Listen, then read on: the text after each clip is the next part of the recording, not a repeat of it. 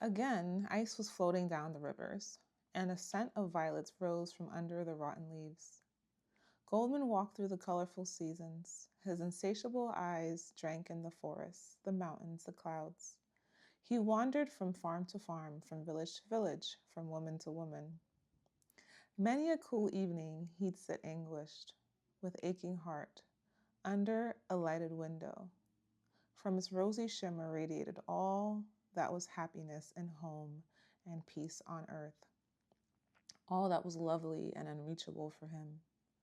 Everything repeated itself over and over. All the things he thought he had come to know so well, everything returned, and yet different each time. The long walks across field and heath, or along stony roads, sleeping in the summer forest, strolls through the villages, trailing after bands of young girls coming home hand in hand from turning over the hay or gathering hops. The first shudder of autumn, the first angry frosts, everything came back, once, twice.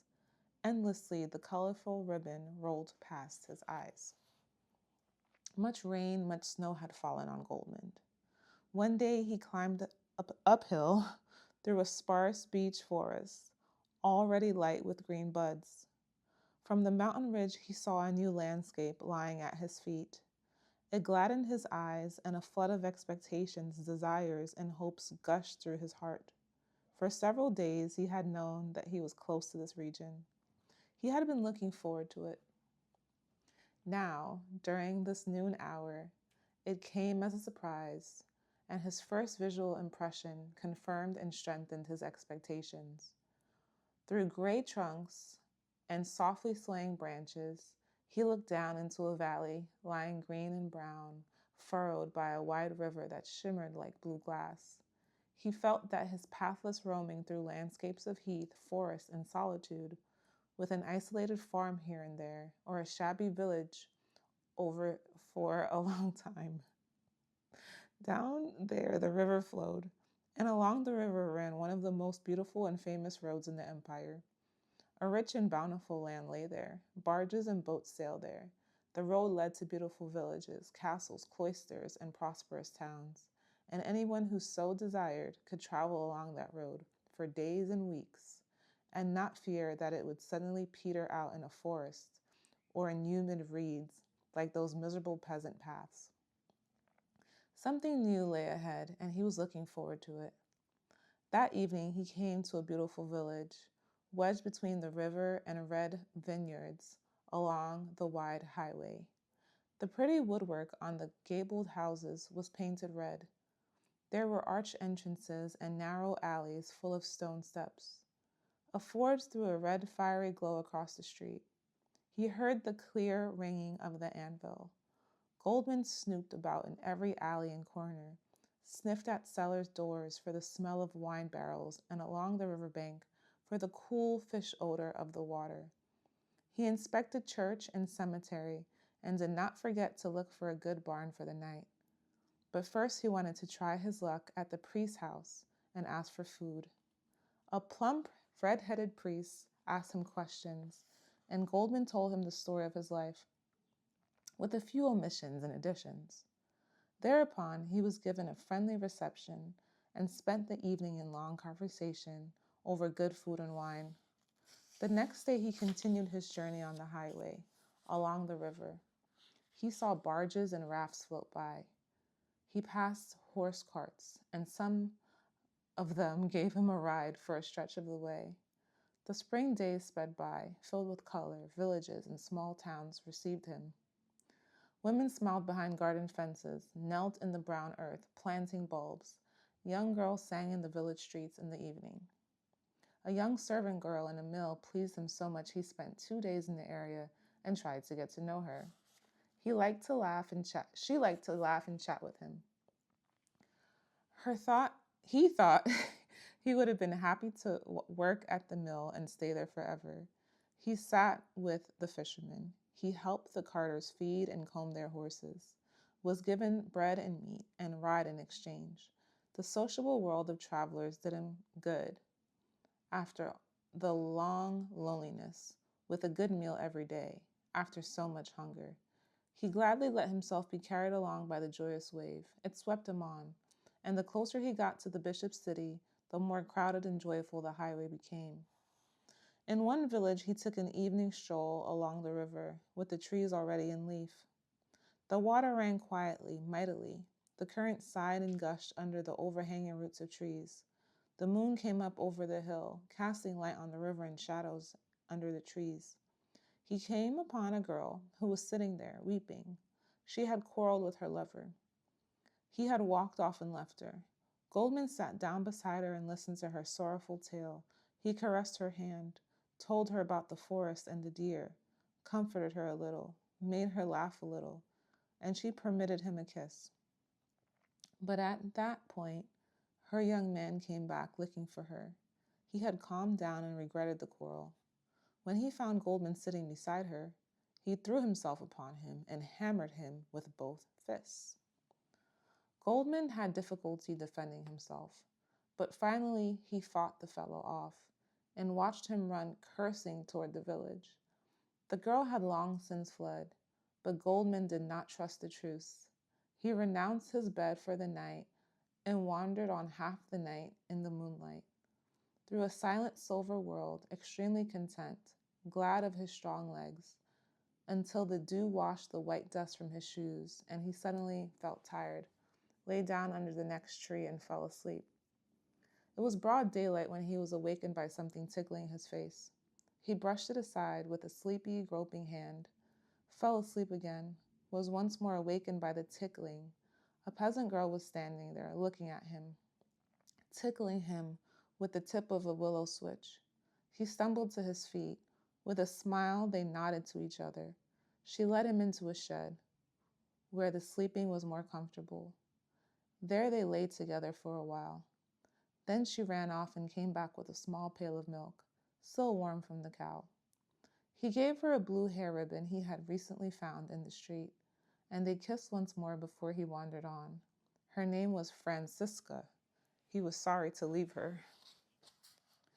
That evening he found shelter in a cloister, and the next morning he went to Mass. 1,000 memories welled up in his heart. The cool stone air of the dome and the flapping of sandals in the marble corridors felt movingly familiar. After Mass, when the cloister church had grown quiet, Goldmund remained on his knees. His heart was strangely moved. He had had many dreams that night. He felt the urge to unburden himself of his past, to change his life somehow. He knew not why. Perhaps it was only the memory of Maria Braun and of his pious youth that moved him. He felt the urge to confess and purify himself. Many small sins, many small vices had to be admitted, but most heavily he felt burdened by the death of Victor, who had died by his hand. He found a father and confessed to him, especially the knife stabs in poor Victor's neck and back. Oh, how long since he had been to confession! The number and weight of his sins seemed considerable to him. He was willing to do a stiff penance for them, but his confessor seemed familiar with the life of the wayfarers. He was not shocked. He listened calmly, earnest and friendly. He reprimanded and warned without speaking of damnation. Relieved, Goldmund stood up, prayed in front of the altar as the Father had ordered, and was about to leave the church when a ray of sunshine fell through one of the windows. His eyes followed it. In a side chapel he saw a statue that spoke to him so strongly and attracted him so much that he turned toward it with loving eyes and looked at it with reverence and deep emotion. It was a wooden Madonna. Delicately, gently, she leaned forward. A blue cloak hung from her narrow shoulders. She stretched out a delicate girlish hand, and the expression of her eyes above the grieving mouth and the gracefully rounded forehead were so alive and beautiful, so deeply permeated with spirit that Goldmund thought he had never seen anything like it anywhere before. He could not look enough at the mouth, at the lovely angle of the inclined neck. It seemed to him that he saw something standing there that he had often seen in dreams and inklings, something he had often wished for. Several times he turned to go. Again and again, The statue drew him back. When he finally turned to leave, the father confessor was standing behind him. "Do you find her beautiful?" he asked in a friendly tone. "Inexpressibly beautiful," Goldmund said.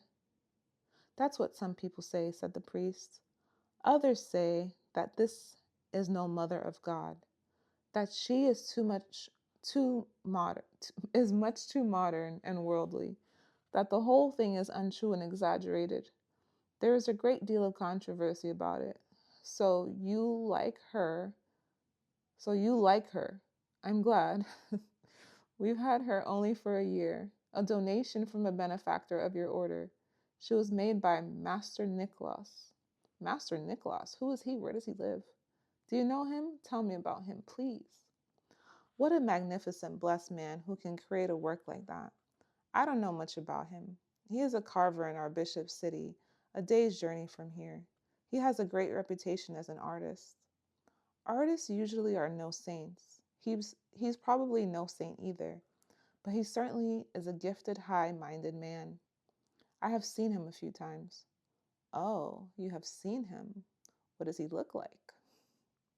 "You seem completely fascinated with him, my son. Well, go to see him, and give him regards from Father Bonifacius." Goldmund thanked him exuberantly. The father walked off with a smile. For a long time Goldmund stood before the mysterious statue, whose bosom seemed to heave and in whose face so much pain and sweetness were living side by side that it made his heart ache. He left the church a changed man. His feet carried him thoroughly. No, that's not what it says. He left the church a changed man.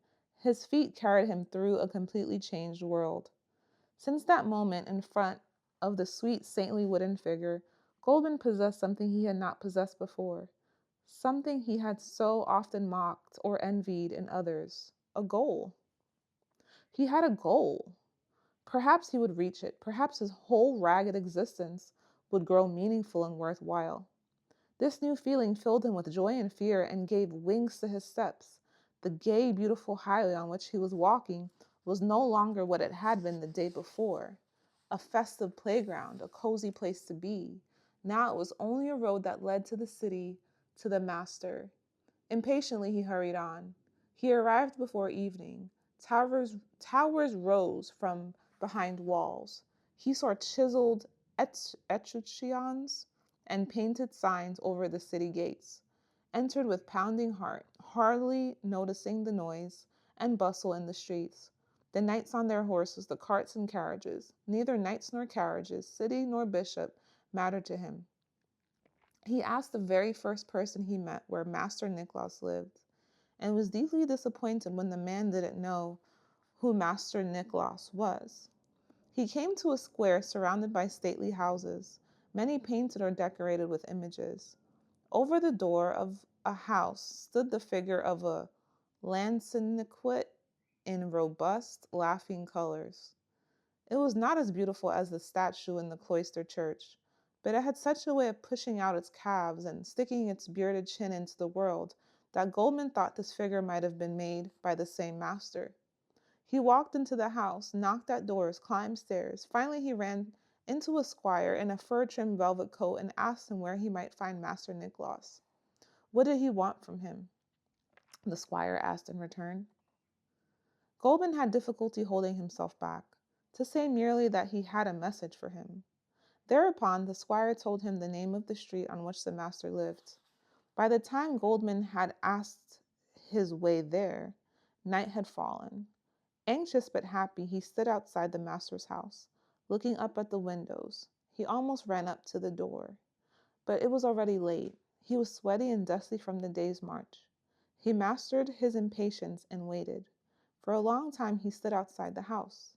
He saw a light go on in a window, and just as he was about to leave, he saw a figure step into the window.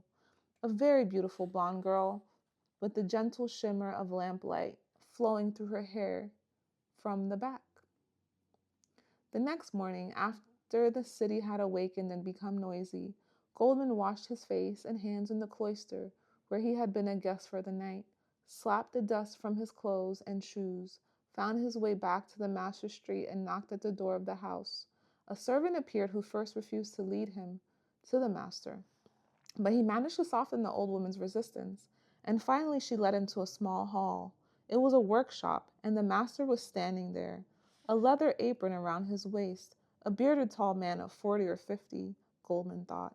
He scanned the stranger with piercing, pale blue eyes, and asked curtly what he desired. Goldmund desired to Goldmund delivered Father Bonifacius's greetings. Is that all? Master, Goldmund said with bated breath, I saw your Madonna in the cloister there. Oh, don't give me such an unfriendly look. Nothing but love and veneration have brought you to me. I am not a fearful man. I have lived the wanderer's life, sampled forest, snow, and hunger. I am not afraid of anyone, but I am afraid of you. I have only a single gigantic desire, which fills my heart to the point of pain. And what desire is that? To become your apprentice and learn with you. You are not the only young man to wish that, but I don't like apprentices. And I already have 2 assistants. Where do you come from, and who are your parents? I have no parents. I come from nowhere. I was a student in a cloister where I learned Latin and Greek. Then I ran away, and for years I have wandered the roads until today. And what makes you think you should become an image carver? Have you ever tried anything similar before? Have you any drawings? I have made many drawings, but I no longer have them.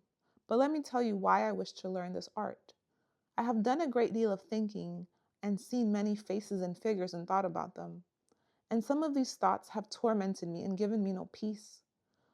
It struck me how a certain shape, a certain line recurs in a person's structure, how a forehead corresponds to the knee, a shoulder to the hip, and how deep down it corresponds to the nature and temperament of the person who possesses that knee, that shoulder, that forehead, and it fuses with it. And another thing has struck me. One night, as I had to hold a light for a woman who was giving birth, I saw that the greatest pain and the most intense ecstasy have almost the same expression. The master gave the stranger a piercing look. Do you know what you are saying? Yes, master, it is the truth. And it was that precisely that I found expressed in your Madonna. To my utter delight and consternation, that is why I have come. Oh, there is such suffering in the beautiful, delicate face. And at the same time, all the suffering is also pure joy, a smile. When I saw that, a fire shot through me. All my year-long thoughts and dreams seemed confirmed. Suddenly, they were no longer useless. I knew immediately what I had to do and where I had to go.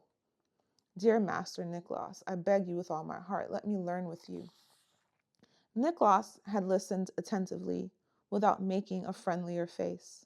Young man, he said, you know surprisingly well how to speak about art, and it puzzles me that, young as you are, you have so much to say about ecstasy and pain. I'd gladly chat with you about this some evening over a mug of wine. But look, to speak pleasantly and intelligently with each other is not the same as living and working together for a couple of years. This is a workshop. Work is carved here, not conversation. What a man may have thought up and know how to express does not count here. Here, only what he can make with his hands counts. You seem to mean what you say. Therefore, I'll not simply send you on your way again. We'll see if you can do anything at all. Did you ever shape anything in clay or wax? Goldmund found himself thinking of a dream he had long ago, in which he had modeled small clay figures that had stood up and grown into giants. But he did not mention it and said that he had never tried. Good, you'll draw something then. There is a table. You'll find a paper and charcoal. Sit down and draw. Take your time. You can stay till noon or evening. Perhaps that'll tell me what you are good for. Now then, we have talked enough. I'll do my work. You'll do yours. Goldmund sat in the chair Nicholas had indicated to him. In front of the drawing table, he was in no hurry to accomplish his task. First he sat, waiting and silent like an apprehensive student. With curiosity and love, he stared toward the master, whose back was half turned and who continued to work at a small clay figure. Attentively he studied this man, whose stern, already slightly graying head, and hard, though noble and animated artisan's hands, held such graceful magic. He looked different than Goldmund had imagined, older, more modest, soberer, much less radiant and heart-winning, and not in the least happy. The merciless sharpness of his probing eyes was now concentrated on his work. Freed from it, Goldmund minutely took in the master's entire figure. This man, he thought, might have also been a scholar, a quiet, earnest searcher who was dedicated, wait, who has dedicated himself to a task that many predecessors have begun before him, that he will one day leave to his successors, a tenacious, long-lived, never-ending work, the accumulation of the effort and dedication of many generations. At least this was what Goldmund read from the master's head.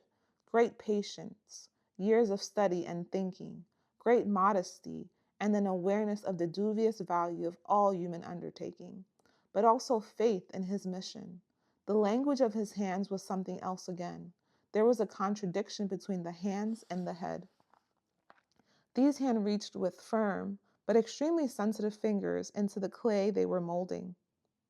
They treated the clay like a lover's hands treat the willing mistress, lovingly, with tenderly swaying emotion, greedy, but without distinguishing between taking and giving, filled with desire, but also with piety, masterful, and sure as though from the depth of ancient experience. Goldmund watched these blessed hands with delighted admiration. He would have liked to draw the master, had it not been for the contradiction between face and hands which paralyzed him. For about an hour he watched the steadily working artist, full of searching thoughts about the secret of this man. Then another image began to form inside him, to become visible in front of his soul, the image of the man he knew best of all, whom he had loved deeply and greatly admired. And this image was without flaw or contradiction, although it too bore many lines and recalled many struggles. It was the image of his friend Narcissus. It grew more and more tangible, became an entity, a whole. The entire law of the beloved person appeared more and more clearly in his picture. The noble head shaped by the mind, the beautiful controlled mouth, tightened and ennobled by the service to the mind, the slightly sad eyes, the haggard shoulders animated with the fight for spirituality, the long neck, the delicate, distinguished hands. Not since his departure from the cloister had he seen his friend so clearly, possessed his image so completely within him. As though in a dream, willless and yet eager, Goldmund cautiously began to draw. With loving fingers he brushed reverently over the figure that lived in his heart. He forgot the master, himself, and the place at which he sat. He did not notice the light slowly wandering across the workshop, or the master looking over him at several times. Like a sacrificial ritual, he accomplished the task that had been given him, that his heart had given him, to gather his friend's image and preserve it in the way it lived in his soul today. Without thinking of it, he felt he was paying back a debt, showing his gratitude. Nicholas stepped up to the drawing table and said, "It's noon. I'm going to eat. You can come along. Let's see. Did you draw something?" He stepped behind Goldmund and looked at the large sheet. Then he pushed him aside. Then he pushed him aside and carefully took the sheet in his able hands. Goldmund had come out of his dream and was now looking at the master with anxious expectation. The master stood, holding the drawing in both hands, looking at it very carefully with his sharp, stern, light blue eyes. "Who is the man you have drawn here?" he asked after a while. "My friend, a young monk and scholar." "Fine. Wash your hands. There's a well in the yard. Then we'll go and eat." "My assistants aren't here. They're working outside the city." Obediently Goldmund went out, found the courtyard, and washed his hands, and would have given much to know the master's thoughts.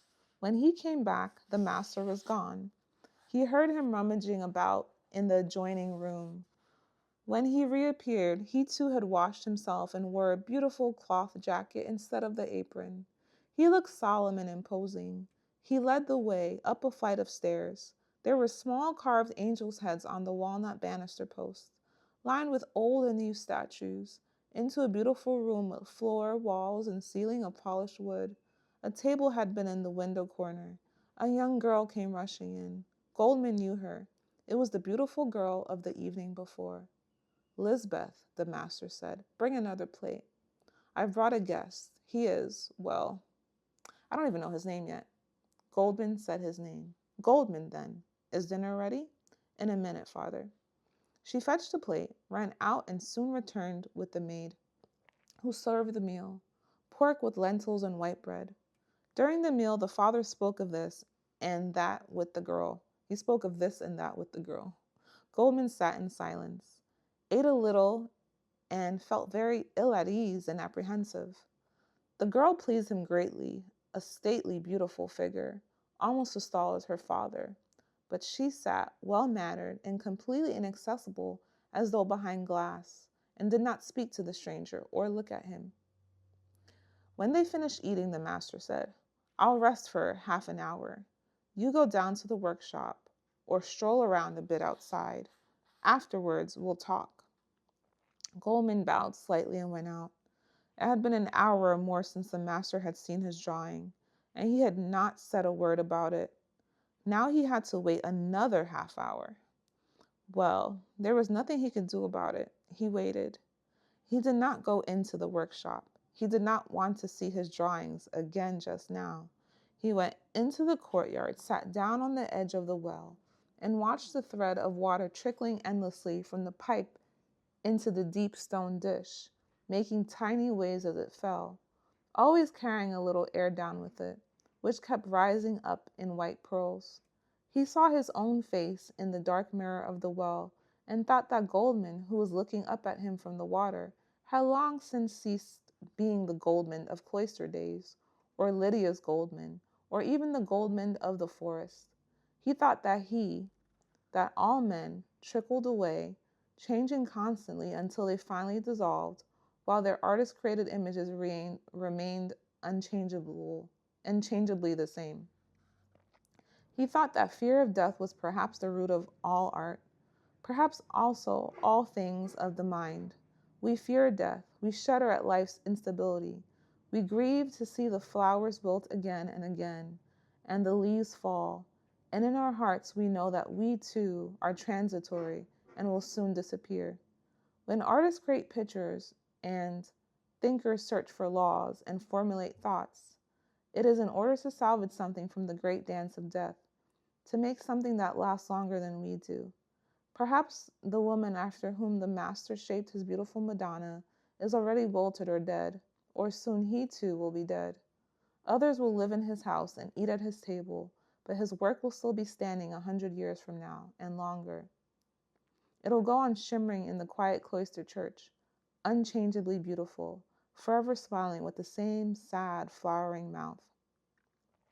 He heard the master come downstairs and ran into the workshop. Master Nicholas was pacing. Several times he looked at Goldmund's drawing. Finally he walked to the window and said, in his somewhat hesitant, dry manner, "It is customary for an apprentice to study at least 4 years, and for his father to pay for the apprenticeship." He paused, and Goldmund thought the master was afraid that he could not pay him. Quick as lightning, he pulled out his knife, cut the stitches around the hidden gold piece, and held it up. Nicholas watched him in surprise and broke out laughing when Goldmund handed him the coin. "Ah, is that what you thought?" he laughed. "No, young man, you keep your gold piece. Listen now. I told you how our guild customarily deals with apprentices, but I am no ordinary master, nor are you an ordinary apprentice. Usually, an apprentice begins his apprenticeship at 13 or 14, 15 at the latest, and half of his learning years are spent running errands and playing the servant. But you are a grown man, according to your age. You could long have been a journeyman or master even. Our guild has never had a bearded apprentice. Besides, as I told you before, I don't like to keep an apprentice in my house, nor do you look like a man who lets himself be ordered about. Goldmund's impatience was at its peak. Every new thoughtful word from the master put him on tenterhooks. It all seemed disgustingly boring and pedantic to him. Vehemently he cried, "Why do you tell me all this if you don't want to make me your apprentice?" Firmly the master continues, "I have thought about your request for an hour. Now you must have the patience to listen to me. I have seen your drawing. It has faults, but it is beautiful. If it were not beautiful, I would have given you half a guilder and sent you on your way and forgotten about you. That is all I wish to say about the drawing. I would like to help you become an artist. Perhaps that is your destiny, but you're too old to become an apprentice, and only an apprentice who has served his time can become journeyman and master in our guild. Now you know the conditions, but you shall be allowed to give it a try. If you can maintain yourself in the city for a while, you may come to me and learn a few things. There will be no obligation, no contract. You can leave again whenever you choose. You may break a couple of carving knives in my workshop and ruin a couple of wood blocks. And if we see that you're no wood carver, you'll have to try your skill at other things. Does that satisfy you?" Ashamed and moved, Goldmund had heard his words. "Thank you with all my heart," he cried. "I am homeless. I'll be able to keep alive in the city as well as in the woods. I understand that you don't wish to assume responsibility for me as a young apprentice. I consider it a great fortune to be allowed to learn from you. I thank you from the bottom of my heart for doing this for me."